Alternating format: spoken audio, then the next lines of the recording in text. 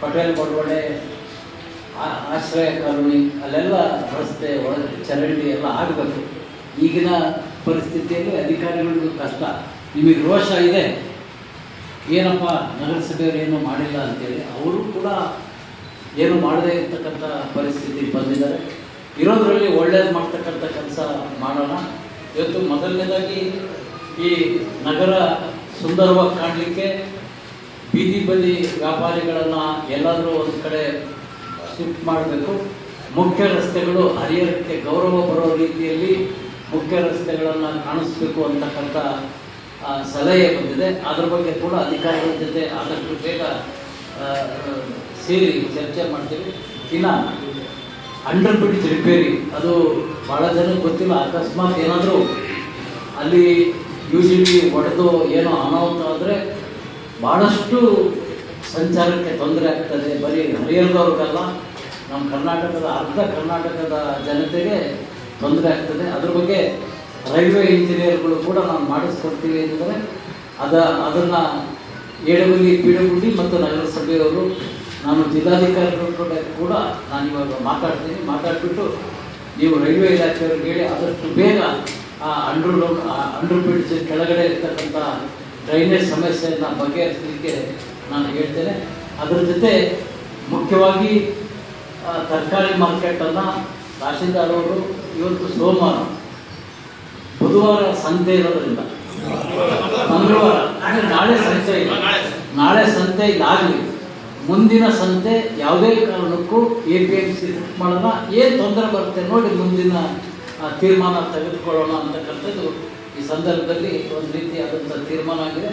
ಮತ್ತು ಬೀದಿ ಬದಿ ವ್ಯಾಪಾರಿಗಳಿಗೆ ಉತ್ತಮವಾದಂಥ ಸ್ಥಳವನ್ನು, ಯಾಕೆಂದರೆ ಅವರು ಕೂಡ ನಾವು ಅವರ ಹೊಟ್ಟೆ ಮೇಲೆ ಕಳೆದು ಅವ್ರು ಕಳ್ತನ ಮಾಡಬೇಕಾಗುತ್ತೆ.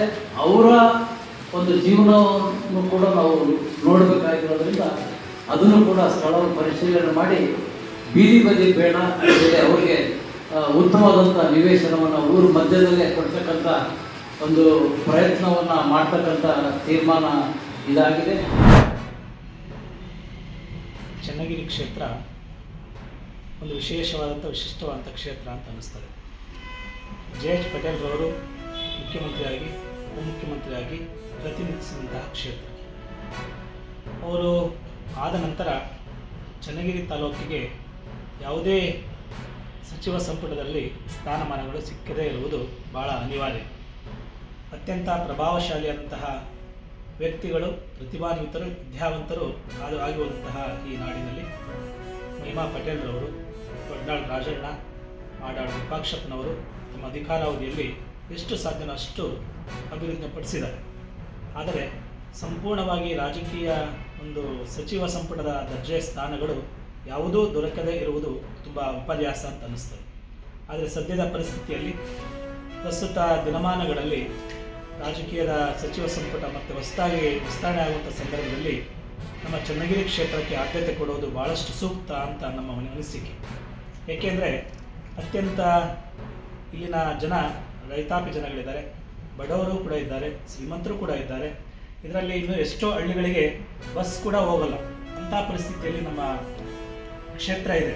ಎಷ್ಟೋ ಹಳ್ಳಿಗಳು ನಮ್ಮ ಉಬ್ರಾಣಿ ಹೋಬಳಿಯಲ್ಲಿ ಶಂಕರಿಪುರ ಇದೆ, ಮುಗುಳಿಹಳ್ಳಿ ಇದೆ, ಇನ್ನು ಭಾಳಷ್ಟು ಕ್ಷೇತ್ರಗಳಿದ್ದಾವೆ. ಅವೆಲ್ಲವೂ ಕೂಡ ಬಸ್ಸುಗಳು ವಂಚಿತ ಆಗಿದ್ದಾವೆ. ಇನ್ನು ಎಷ್ಟೋ ನೀರಾವರಿ ಸೌಲಭ್ಯಗಳು ಸಾಕಷ್ಟು ಈ ನಮ್ಮ ಪ್ರಾಂತ್ಯದಲ್ಲಿ ಅವಶ್ಯಕತೆ ಇದೆ. ಇವೆಲ್ಲವೂ ಆಗಬೇಕಂದ್ರೆ ಒಂದು ಸಚಿವ ಸಂಪುಟದ ದರ್ಜೆಯ ಉನ್ನತವಂತ ಸಚಿವ ಸ್ಥಾನಗಳು ಸಿಕ್ಕಿದಾಗ ಏನಾದರೂ ಮಾಡೋದಕ್ಕೆ ಸಾಧ್ಯ ಆಗುತ್ತೆ ಅಂತ ಅನ್ನಿಸ್ತದೆ. ಆದರೆ ಇದುವರೆಗೂ ಆದಂತಹ ಕ್ಷೇತ್ರದ ಶಾಸಕರುಗಳು ಅಭಿವೃದ್ಧಿ ಮಾಡಿದ್ದಾರೆ. ಅದು ಇನ್ನೂ ಹೆಚ್ಚಿನ ಅಭಿವೃದ್ಧಿ ಆಗಬೇಕಂದ್ರೆ ಒಳ್ಳೆಯ ಸಚಿವ ಸಂಪುಟದ ದರ್ಜೆಯ ಉನ್ನತ ಸ್ಥಾನಮಾನಗಳು ಸಿಗಬೇಕು. ಏಕೆಂದರೆ ಈ ಕ್ಷೇತ್ರ ಅಭಿವೃದ್ಧಿ ಆಗಬೇಕಂದ್ರೆ ಅಧಿಕಾರ ಬೇಕಾಗ್ತದೆ, ಅಂತಹ ಸ್ಥಾನಮಾನಗಳು ಬೇಕಾಗ್ತದೆ. ಇಲ್ಲಿ ಅತ್ಯಂತ ಒಳ್ಳೆಯ ಬೆಳೆಗಳು ಅಂದರೆ ನಮಗೆಲ್ಲರೂ ಕೂಡ ಭತ್ತ, ಚನ್ನಗಿರಿ ತಾಲೂಕಿನಲ್ಲಿ ಭತ್ತ ಮತ್ತು ಅಡಿಕೆಯನ್ನು ಅತಿ ಹೆಚ್ಚಾಗಿ ಬೆಳೀತಾರೆ. ಅಡಿಕೆ ರಫ್ತಾಗೋದಕ್ಕಾಗಲಿ ಇದಕ್ಕಾಗಲಿ ಅತಿ ಹೆಚ್ಚಿನ ಸೌಲಭ್ಯಗಳು ಇನ್ನೂ ಕೊರತೆಗಳಾಗಿದೆ. ಅಡಿಕೆ ಸಂಗ್ರಹಣೆ ಮಾಡೋದಕ್ಕೆ ತುಮಕೋಸಿದೆ, ಅಂಕೋಸ್ಗಳಿದ್ದಾವೆ. ಆದರೂ ಕೂಡ ಇನ್ನೂ ಹೆಚ್ಚಿನ ಸೌಲಭ್ಯಕ್ಕಾಗಿ ಅವಶ್ಯಕವಾದಂಥ ಮೂಲ ಸೌಕರ್ಯಗಳು ರೈತಾಪಿ ಜನಗಳಿಗೆ, ಬಡವರಿಗೆ, ರೈತರಿಗೆ ಮತ್ತು ಶಿಕ್ಷಕ ವರ್ಗದವರಿಗೆ, ಶಿಕ್ಷಣ ಮಕ್ಕಳಿಗೆ ಸಾಕಷ್ಟು ಸೌಲಭ್ಯಗಳು ಇನ್ನೂ ಕೂಡ ಅವಶ್ಯಕತೆ ಇದೆ. ಹಾಗಾಗಿ ಈ ಚನ್ನಗಿರಿ ಕ್ಷೇತ್ರವನ್ನು ಕಡೆಗಣಿಸದಂತೆ ಚನ್ನಗಿರಿ ಕ್ಷೇತ್ರಕ್ಕೆ ಒಳ್ಳೆಯ ಆದ್ಯತೆ ನೀಡಿ ರಾಜಕೀಯವಂತ ಪ್ರಬಲವಾದ ಶಕ್ತಿಯನ್ನು ಕೊಟ್ಟರೆ ಇನ್ನು ಹೆಚ್ಚಿನ ಅಭಿವೃದ್ಧಿ ಕಾರ್ಯಗಳನ್ನು ನಾವು ಕಾಣ್ಬೋದು ಅಂತ ಅನ್ನಿಸ್ತದೆ. ನಮಗೇನು ಕೊರತೆ ಅಂದರೆ ನಮ್ಮ ಸುತ್ತಮುತ್ತಲಿನ ಗ್ರಾಮಗಳಲ್ಲಿ ಈಗಲೂ ಕೂಡ ಬಸ್ಸುಗಳ ವ್ಯವಸ್ಥೆ ಇಲ್ಲ. ಇದಂತ ಭಾಳ ವಿಪರ್ಯಾಸ.